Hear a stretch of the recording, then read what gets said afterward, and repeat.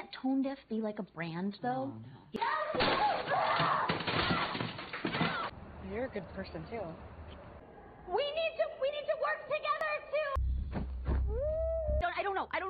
Harper, I'm a different person now.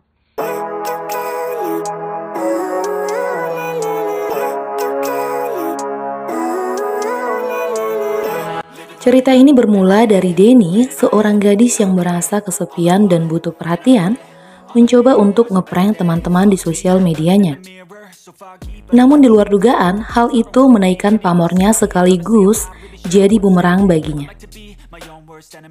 Denny seorang foto editor di salah satu kantor di New York. Dia ingin sekali menjadi seorang penulis. Ia mencoba menciptakan satu tulisan tentang dirinya sendiri. Lalu ia menunjukkan draftnya ke atasannya. Bukannya mendapatkan dukungan ataupun kesempatan untuk meningkatkan karirnya, malah atasannya memintanya cukup fokus jadi foto editor. Tak hanya itu, teman-teman di tempat dia bekerja juga kurang welcome dengan Denny. Mereka bahkan tak enggan untuk meletakkan tasnya di kursi kosong saat si Denny ingin menghampiri mereka. Colin, selebgram yang kerap keluar masuk kantornya, cukup menarik perhatian gadis ini. Entah dari segi apa, namun ia ingin dekat dengan Colin. Hari itu, Denny butuh teman untuk hangout. Ia mencoba nimbrung dengan kedua teman kantornya yang sedang membahas rencana nongkrong pas weekend. Namun kedua temannya itu malah menolak Denny. Selanjutnya, ia mencoba menelepon orang tuanya, dan ya, mereka juga sibuk. Dan akhirnya Denny hanya terpaku di depan laptopnya. Ia pun berencana untuk berlibur ke Paris. Ia mencoba ngecek harga tiket pesawat ke sana dan ternyata cukup mahal. Dan akhirnya Denny pun melamun. Di tengah lamunannya, marmut imut milik Denny tiba-tiba berjalan di atas keyboard laptopnya dan muncullah di layar laptop Denny gambar model dengan background polos, dan saat diedit, backgroundnya menjadi Menara Eiffel. Dan seketika hal itu membuyarkan lamunan Denny. Ia pun terpikir untuk memanipulasi liburannya.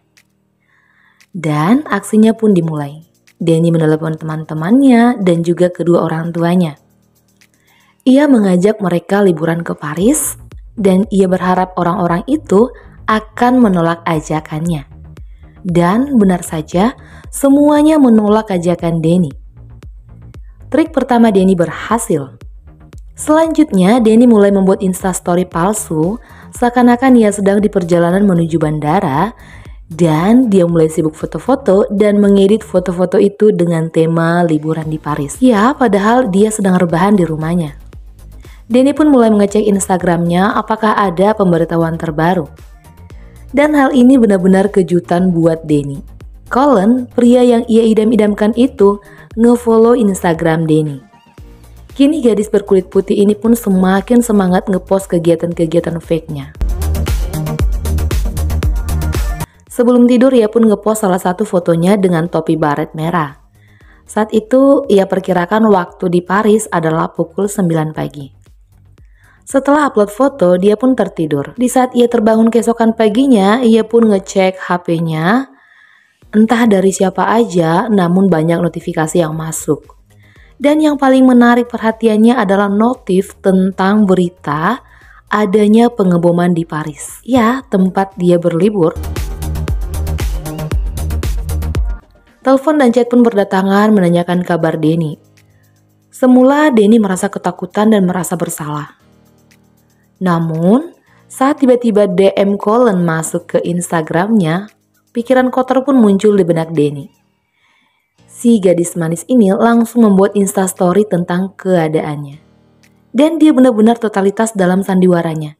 Ia sengaja datang ke bandara dan bersiap-siap di pintu kedatangan pesawat dari Paris. Ya, ia mengenakan topi baret merahnya. Selanjutnya, si Denny ini mengikuti kerumunan penumpang pesawat yang baru tiba dari Paris. Kedua orang tua Denny telah menanti dengan cemas. Saat mereka melihat Denny, mereka pun berlari dan memeluk putri semata wayangnya itu dan mengajaknya pulang ke rumah mereka.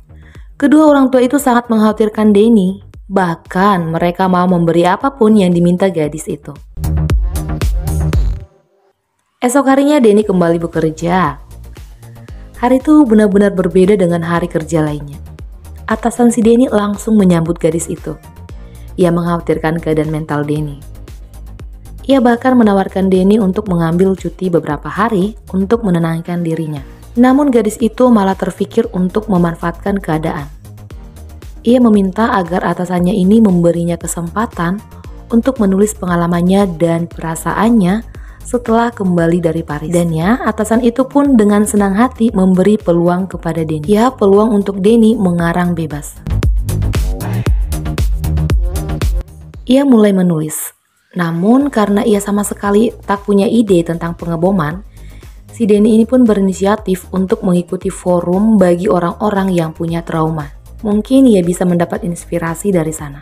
Si Denny pun kembali menjual cerita bohongnya di sana. Selain mendapatkan ide untuk dituangkan di tulisannya, hari itu juga si Denny bertemu Rovan, seorang aktivis muda yang dikenal oleh banyak orang.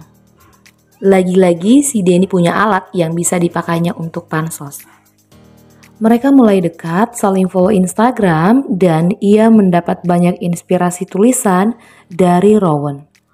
Wajar saja karena Rowan adalah seorang aktivis, punya banyak pengalaman, jadi dia punya banyak ide.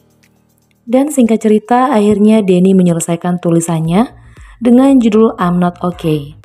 Seketika, tagar I'm Not Okay pun viral. Netizen meramaikan tagar itu dengan postingan-postingan mereka. Dan pastinya nama si Denny pun mulai melambung.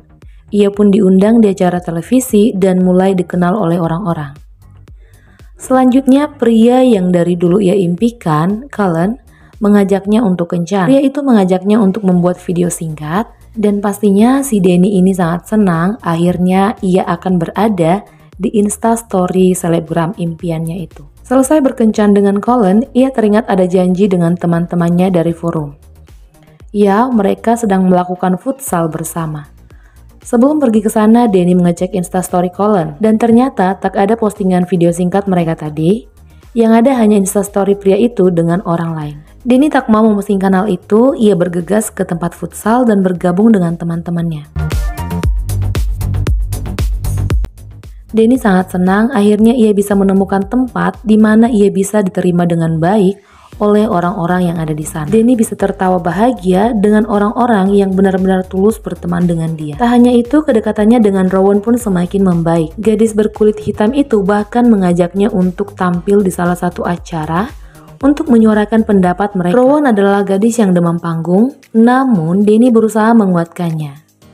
Dan tibalah mereka di tempat itu, Denny mulai menyuarakan apa yang ingin ia sampaikan. Namun belum lama ia bersuara, tiba-tiba ada orang iseng melemparkan petasan ke panggung. Rowan tiba-tiba syok dan keadaan pun seketika kacau. Selanjutnya, Rowan terpaksa harus dibawa ke rumah sakit untuk mendapatkan pertolongan. Persahabatan Rowan dan Denny sangat didukung oleh Bunda Rowan, si pencetus forum. Karir Denny yang semakin membaik ternyata tak bertahan lama saat salah satu teman kantor Denny merasa iri dengannya. Saat itu Denny sedang sibuk menghadiri acara-acara di luar kantor. Ia meninggalkan laptopnya tergeletak di atas meja dan ia tak terpikir untuk menyimpan ataupun mengunci laptopnya. Seketika rekan kerja Denny yang berpenampilan tomboy ini mengutak-atik laptop Denny. Dan akhirnya ia mendapatkan sesuatu yang bisa menjadi kunci untuk menjatuhkan Denny dari puncak kejayaan karirnya. Si gadis tomboy ini pun langsung mendatangi rumah Denny. Semula ia hanya ingin Denny mengaku tanpa harus dia beberkan semua rahasianya. Namun akhirnya ia melontarkan berbagai pertanyaan yang membuat Denny shock.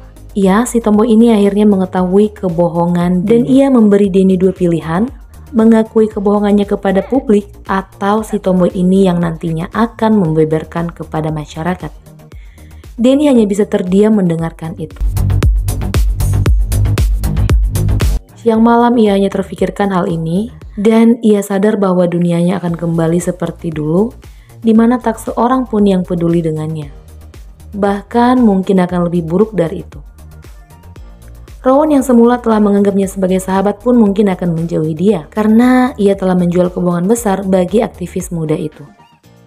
Dan akhirnya Denny memutuskan untuk membuat postingan klarifikasi tentang perbuatan konyolnya ini. Semula ia ingin sekali mengungkapkan permintaan maafnya juga kepada Rowan, Namun entah mengapa ia mengurungkan niat itu. Seketika dunia Denny pun berubah. Jika kemarin dia hanya dijauhi oleh teman-teman kantornya, namun kini netizen pun ikut menghujat Denny. Ia benar-benar merasa down.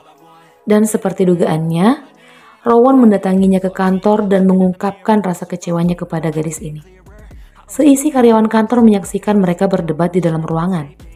Dan akhirnya Denny pun keluar dari tempat kerjanya. Kedua orang tua Denny pun memindahkan putri mereka ini dari tempat tinggal lamanya. Mereka berharap mental Denny akan membaik saat berada di lingkungan yang baru. Kali ini Denny kembali join dalam forum, namun dalam forum kali ini ia masuk dalam salah satu forum tentang kesehatan mental akibat sosial media. Ya, hanya itu yang ia butuhkan saat ini. Orang-orang yang siap mendengarkan ceritanya dan mungkin bisa berbagi solusi untuk mengatasi gangguan mental yang sedang ia alami.